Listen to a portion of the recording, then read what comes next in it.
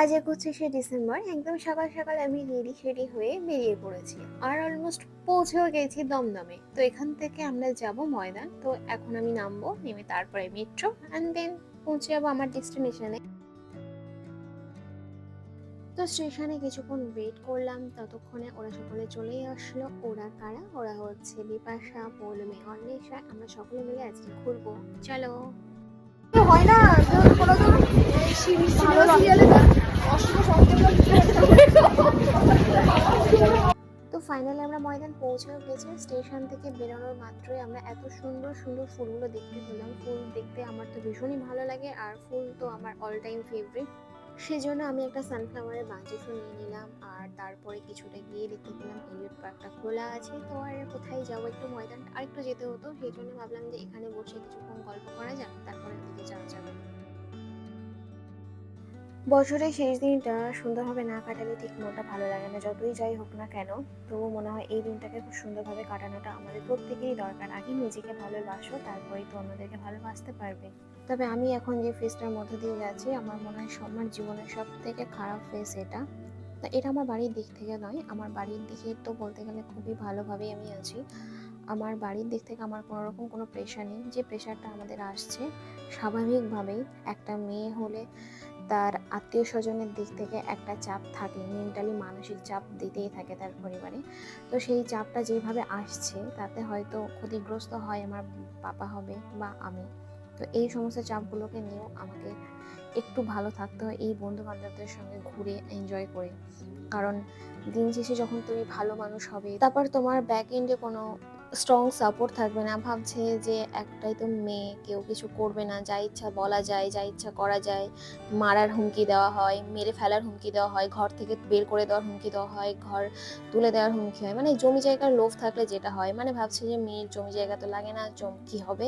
তো তারা মেরে ধরে বার করে দিয়ে আর কি সেই সব জমি আত্মসাৎ করবে, এরকমই হুমকি দিচ্ছে। আর এটা বাস্তবে ফলছে, মানে হয়েছে, দেওয়া হয়েছে বলে আজ আমি হয়তো সোশ্যাল মিডিয়া প্ল্যাটফর্মে এত বড় একটা কথা বলতে পারছি। এটা না বললে হয়তো আমি কখনোই বলতাম না এই জিনিসটা।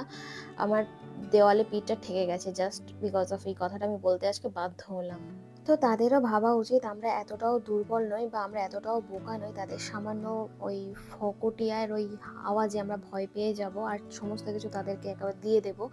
এটাও ভাবনাটাও ভুল। আসলে আমরা তো মানুষ, তো মানুষ পরিবর্তনশীল, তো মানুষের লোভটাও একটু বেশি হয় যখন অন্যের জিনিস খুব ইজিলি পেতে থাকে। তো তাদের ওই জন্য লোভটা লালসাটাও আর একটু বাড়তে থাকে। যে ইজিলি তো আমরা অন্যের জিনিসটা মেরে খাচ্ছি, তাহলে যেটা আমাদের বাড়িতেই আছে সেটা কেন তাদেরকে থেকে আমরা মেরে লুটে নেব না কেন? এই জন্যই তারা ফাঁকা আওয়াজ দিয়ে ভাবছে যদি কোনোভাবে কিছু একটু পাওয়া যায়, কিন্তু বৃথাই চেষ্টা, কোনো কিছুই তো ইজিলি তারা পাবে না। তো দেখা যাক শেষে সৎ আর অসতের লড়াইয়ে কে জেতে।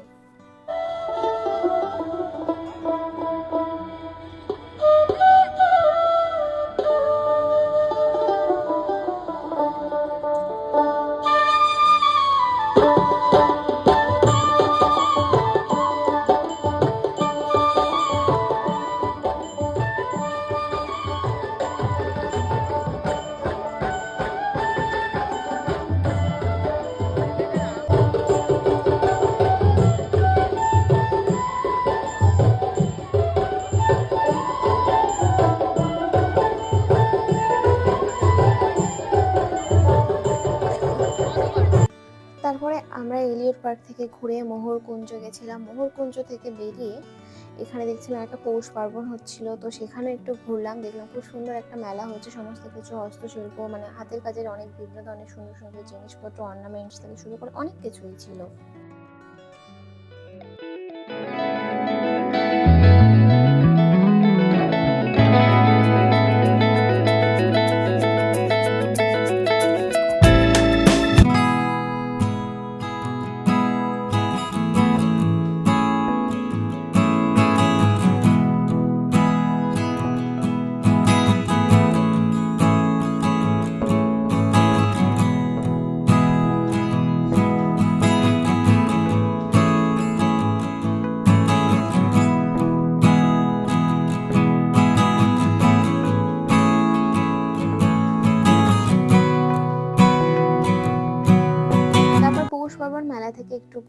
আমরা চলে গেলাম এবার নন্দনের দিকে, কারণ নন্দনে হচ্ছে বাংলার সঙ্গীত মেলা।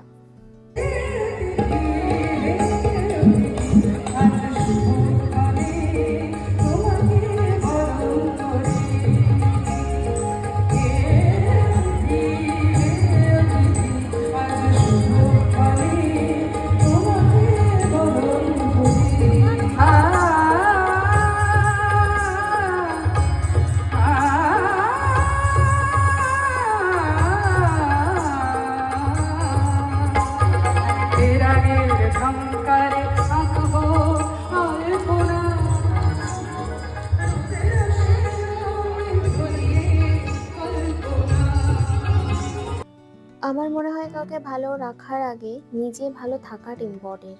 আমি যদি নিজেই নিজের সাথে একটা বোরিং হয়ে যাই, তাহলে আমার সারাউন্ডিংয়ে যারা থাকবে তারাও তো অবভিয়াসলি আমার সঙ্গে থেকে বোরই হবে। তো বছরের শেষ দিনটা তো আমার ভীষণভাবে ভালো কেটেছে, আর তোমাদের কেমন লাগলো সেটা অবশ্যই জানিও। ভালো লাগলে লাইক কমেন্ট করে দিও। দেখা হবে পরের কোনো একটা ভিডিওতে। Bye bye.